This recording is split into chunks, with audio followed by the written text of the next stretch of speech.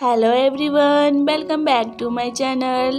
तो हम इस पार्ट की शुरुआत में देखते हैं कि हमारी सीसी जो है वो मार्केट में सी फूड खरीद रही होती है।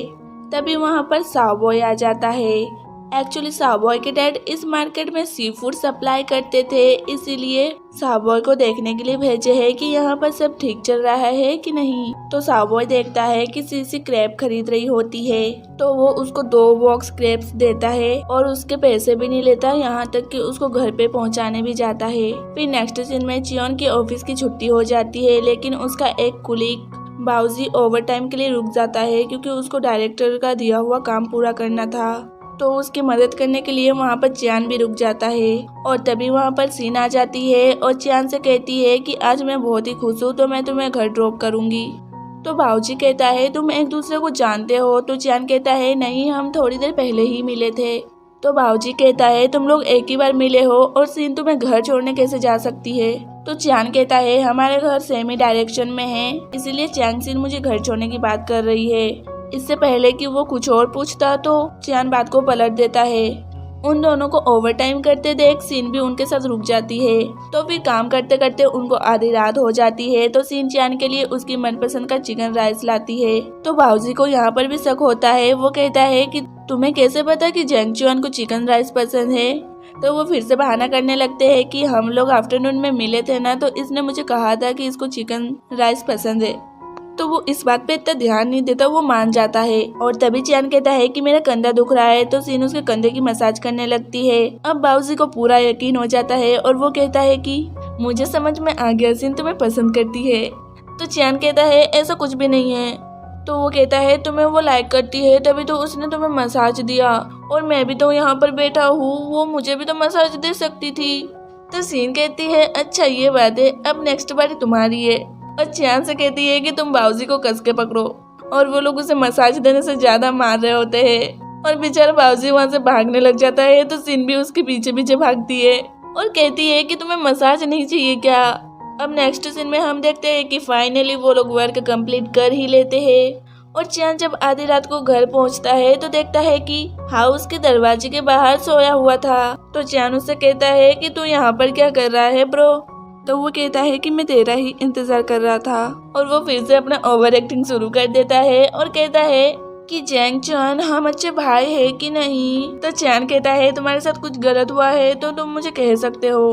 तो वो कहता है कि ब्रो मेरे पास पहनने के लिए कपड़े भी नहीं है और खाना खाने के लिए पैसे भी नहीं है, क्या तुम मुझे फाइनेंशियली सपोर्ट नहीं करोगे? ब्रो मैं कल का सूरज देखना चाहता हूँ।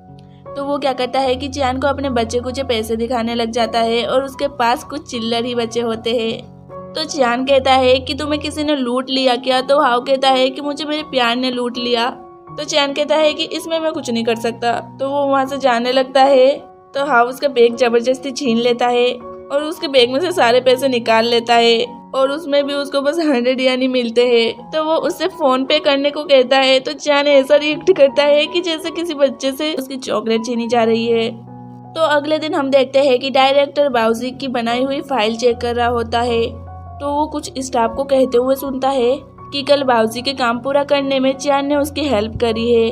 और वैसे भी डायरेक्टर तो चियान को बिल्कुल ही पसंद नहीं करता था। तो वो बाऊजी के पास जाके उस पर बहुत ही गुस्सा करने लगता है कि ये आइडिया बिल्कुल भी अच्छा नहीं है। तभी वहाँ पर चियान और सीन आ जाते हैं। तो चियान ये सब देख के कहता है कि ये फाइल हम साथ में मिलकर बनाए हैं और ये जो आइडिया है वो मेरा है। तो वो चियान पे ना गुस्सा करके बाऊजी पे उसका गुस्सा उतारता है। तो सीन भी डायरेक्टर को अच्छी वाली बात सुना देती है। तो डायरेक्टर सीन को कहता है कि इसका मतलब नहीं कि तुम सीईओ के कहने पे यहाँ आए हो, तो इसका मतलब नहीं कि मैं तुम्हें स्पेशल ट्रीट दूंगा। और तभी वहाँ पर यून आ जाता है और डायरेक्टर क्या करता है कि यून को उन सब की शिकायत करने लग जाता है। तो सीन उसकी बात को इग्नोर करवाने के लिए गुनगुनाने लग जाती है। तो यून चियान के बनाए हुए फाइल को चेक करता है तो उसको वर्क बहुत ही ज्यादा पसंद आता है। तो डायरेक्टर को चुप होना पड़ता है और वो वहाँ से चला जाता है। तो सीन गुस्से से कहती है कि कितना घटिया इंसान है ये।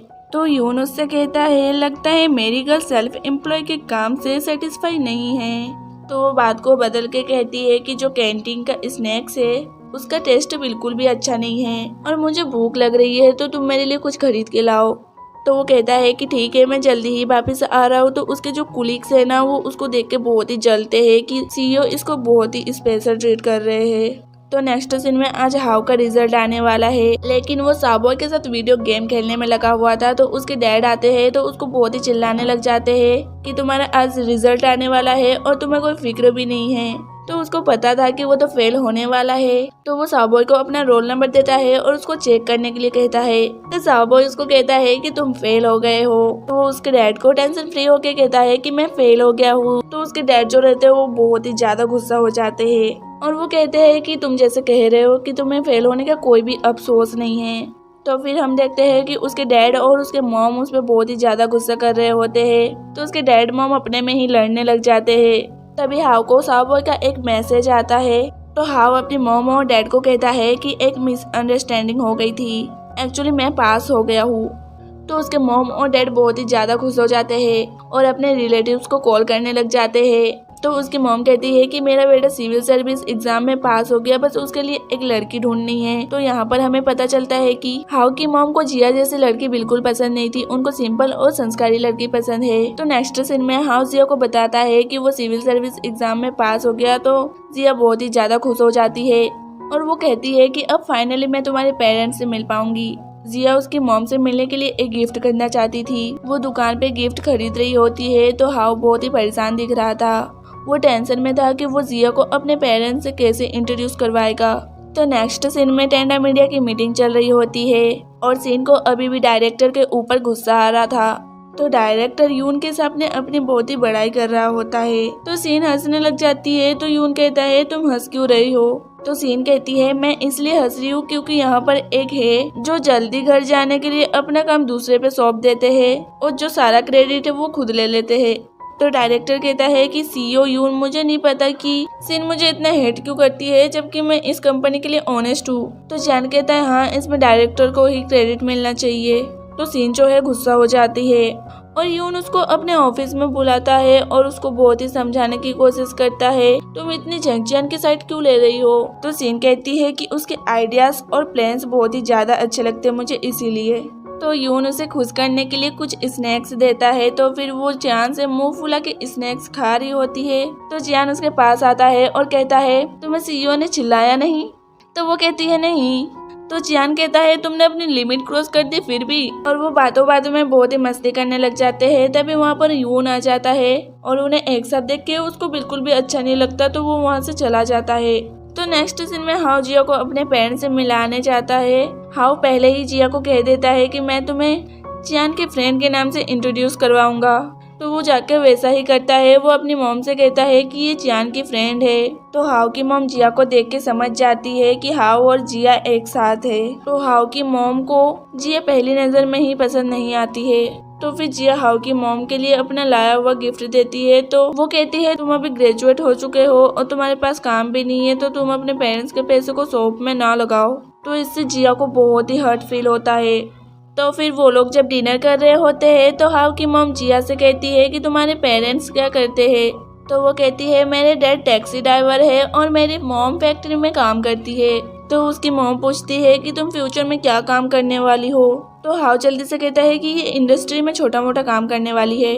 तो जिया को अनकंफर्टेबल फील हो रहा था तो वो सच बता देती है कि मैं यहाँ पर एक्ट्रेस बनने के लिए आई हूँ और मैं अभी छोटे मोटे रूल्स जैसे कि फिल्मिंग एडवर्टाइजिंग के लिए अप्लाई कर रही हूँ। तो उसकी मॉम को ये सुनकर बहुत ही ज्यादा गुस्सा आ जाता है। तो उसके डैड कहते हैं तुम्हें हुआ ही आए कितने दिन हुए हैं। तो वो 4 साल बोलने वाली थी तभी हाउ से रोक लेता है। तो वो 4 दिन कह देती है। तो उसके मॉम गुस्से में आ जाती है। वो कहती है कि तुम मुझे झूठ कहोगे और मुझे पता नहीं चलेगा। 4 दिन और 4 साल में बहुत ही फर्क होते हैं और मुझे नहीं पता कि तुम लोग एक साथ हो।